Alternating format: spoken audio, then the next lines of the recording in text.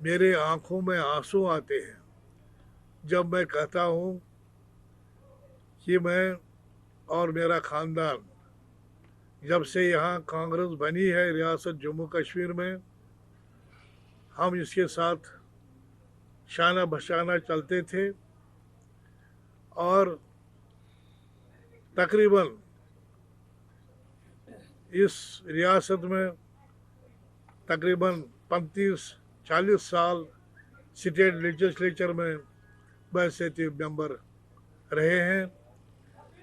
लेकिन आज मुझे दुख होता है ये कहते हुए, मैं भी खुद यूथ कांग्रेस का स्टेट प्रेसिडेंट रहा, कांग्रेस का जनरल सेक्रेटरी रहा, वाइस प्रेसिडेंट रहा और कांग्रेस का स्टेट कांग्रेस का प्रेसिडेंट भी रहा, मिनिस्टर भी 4-5 दफ़ा। और आज मुझे दुख के साथ कहना पड़ता है कि मैं कांग्रेस से मुस्तफ़ी हो रहा हूँ। और वजूहात क्या हुए कि हमने बार बार दिल्ली वालों को कहा कि रियासत में कांग्रेस कमज़ोर हो रही है और मुल्क में कांग्रेस कमज़ोर हो रही है। इस कांग्रेस को मजबूत बनाने के लिए इक़दाम कर लीजिए। लेकिन बदकिस्मती है इस बात की कि वो लोग टस से मस नहीं हुए। पिछले 3 साल से हम लगातार कह रहे थे कि जम्मू कश्मीर में कांग्रेस कमज़ोर हुई है और हमारी कारकर्दगी ठीक नहीं है, यहाँ लीडरशिप चेंज करो। लेकिन 3 साल उन्होंने लगाए, जब तक कि राजस्थान में सेशन में ये रेजोल्यूशन हुआ कि 5 साल के बाद कोई प्रेसिडेंट नहीं रहेगा, किसी स्टेट का ऑफिस में नहीं रहेगा। लेकिन यहाँ देखिए कि 8-8 साल कांग्रेस प्रेसिडेंट को रखा जाता है और फिर भी हमें एजिटेशन करना पड़ता है और लोगों के लीडरों के दरवाजे खटखटाने पड़ते हैं कि मेहरबानी करके कांग्रेस को सुधारिए। लेकिन पिछले 3 साल से जो हालत हुई है इस रियासत में कांग्रेस की, पिछले 7-8 साल से, और हम कहते हुए भी शर्माते हैं। मैं समझता हूँ कि ये हमारी मजबूरी है कि हमने अपनी पार्टी को अलविदा किया और आज़ाद साहब के जो उसने नई पार्टी बनाई है उसके साथ मुंसलिक हुए। लेकिन एक बात मैं कहना चाहता हूँ, हम जो यहाँ है वो जो कांग्रेस की आइडियोलॉजी है वो हमारे जहनों में है। हम वी आर बॉर्न कांग्रेसमैन और वो आइडियोलॉजी हमारे जहनों से नहीं निकलेगी। लेकिन वक्त का तकाजा है और हमें मजबूर किया गया है, मजबूरी से हम बाहर आ रहे हैं। और मुझे उम्मीद है कि आज़ाद साहब की क़यादत में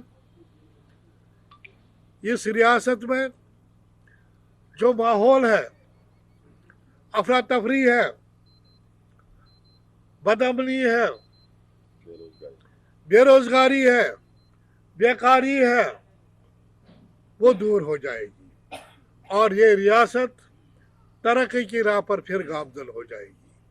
और दूसरी बात, जो बीजेपी गवर्नमेंट ने हमसे छीना है, खासकर सबसे ज़्यादा बीजेपी की क़यादत में हमारी रियासत को सबसे ज़्यादा, यहाँ के लोगों को सबसे ज़्यादा तकलीफ का सामना करना पड़ा। यहाँ हमसे 370 छीना लिया, 35A छीन लिया गया और उसके साथ साथ स्टेटहुड, यहाँ इस स्टेट को जो सबसे बड़ी स्टेट थी 47 उसको टुकड़े कर दिए।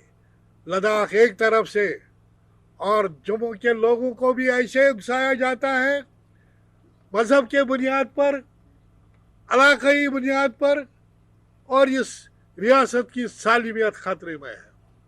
और मुझे उम्मीद है कि आज़ाद साहब की क़यादत में, उनकी सरपरस्ती में ये रियासत आगे बढ़ेगी, तरक्की के राह पर गामजन होगी। और हम चाहते हैं कि जल्द से जल्द इलेक्शन हो जाए। और लगता है कि बीजेपी गवर्नमेंट इलेक्शन को टाल रहे हैं। अब उन्होंने नवंबर के आखिर में इलेक्टोरल रोल का ये 7वीं जो लिस्ट निकलने वाला है वो शाया करने वाले हैं। फिर ऑब्जेक्शन, इसका मतलब है इस साल इलेक्शन नहीं होंगे। और अब कितने साल हो गए कि रियासत जम्मू कश्मीर में बेकारी, बेरोजगारी, टीवी हम स्विच करते हैं तो वहाँ हर एक हड़ताल, धरना, लाठीचार्ज, टेयर गैस, हर जगह यही है। लोगों को मुसीबत में है, परेशानी में है। और हमें उम्मीद है कि इलेक्शन जल्द हो जाएंगे और ताकि ये परेशानी दूर हो जाएगी। ये हमें तवक्का है कि जो नई पार्टी बनी है वो यहाँ ये सब मसाइल हल करेंगे। शुक्रिया, थैंक यू वेरी मच। साहब, जहाँ तक कांग्रेस पार्टी का ताल्लुक है, काफ़ी पुरानी पार्टी है और देखा जाए तो एक बहुत बड़ा स्टैंड जो है नेशनल हुकम पर लिया है। आज़ाद साहब के जाने के बाद अब कई सारे लीडर्स जो है वो भी जा रहे हैं। आपको लगता है कि आने वाले टाइम में इतनी बड़ी पार्टी नेशनल हुकम पर स्टैंड करेगी या क्या वो सर्वाइव करेंगी? जिस तरीके से सोल साहब ने कहा कि 6 लाख गाँव में कांग्रेस पार्टी का वजूद है। नहीं, देखिए, मैंने कहा है आपको कि इन सालों में 22 सीटें थी हमारे पास जहाँ पावर था हमारा। और 22 सीटें में अब एक सीटें रही है राजस्थान, बाकी सब सीटें चली गई। और इसका वजह क्या है? इसका वजह है कि आपस में गुफ्तगू, आपस की बात न मानना और जो सजेशंस आते हैं उन पर अमल न करना। और दूसरी बात, डेमोक्रेटिक तरीके से इंतखाब नहीं करना पार्टी में। हमने कहा अगर प्रेसिडेंट यहाँ ठीक नहीं है तो बदल दीजिए। अब आपके पास इतने लोग हैं, जिसको मर्जी आप कर लीजिए। लेकिन 3 साल उन्होंने लगाए हैं इसमें। और आज देखिए, जो कांग्रेस के साथ थे वो सब चले गए। आजाद साहब ने फैसला लिया तो उसके बाद कई सारे और लीडरों का फैसला सामने नजर आया। मैं जानना चाहूंगा सर, क्या ये पहले से नहीं डिसाइड हो रहा था कि अगर देखा जाए तो बड़े हुक्म पर जो नेशनल लीडर्स और भी हैं वो इस तरह का स्टैंड लें? देखिए, ये तो नेशनल पॉलिटिक्स की बात है, मैं स्टेट की बात कर रहा हूँ। स्टेट में कांग्रेस बड़ी कमज़ोर है और जितने भी लीडर हैं, अब इतने ही नहीं है, इससे पहले भी बड़गाम का डिस्ट्रिक्ट प्रेसिडेंट, उसने भी इस्तीफ़ा दिया है। अनंतनाग का डिस्ट्रिक्ट प्रेसिडेंट MLA, उसने भी दिया है इस्तीफ़ा। अब श्रीनगर का डिस्ट्रिक्ट प्रेसिडेंट था, ये भी इस्तीफ़ा पेश है। अब कांग्रेस रही कहाँ? आप बताओ मुझे। मैंने हर चीफ मिनिस्टर के साथ काम किया है। यानी आपका मतलब है कि फारूक अब्दुल्ला के साथ भी, कांग्रेस नहीं रही, फारूक अब्दुल्ला के साथ भी, उमर साहब के साथ भी, मुफ्ती साहब के साथ भी, आज़ाद साहब के साथ भी, हर एक कैबिनेट में मिनिस्टर रहा। लेकिन ये तबाही मैंने कभी नहीं देखी कांग्रेस की जो आज। मैं भी प्रेसिडेंट था, मैं भी 7 साल प्रेसिडेंट था।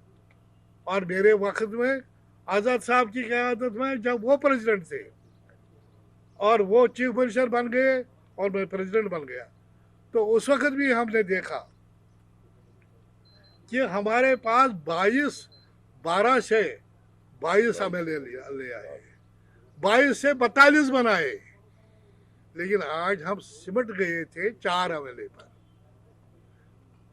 एक अनंतनाग के 2 वो भी चले गए,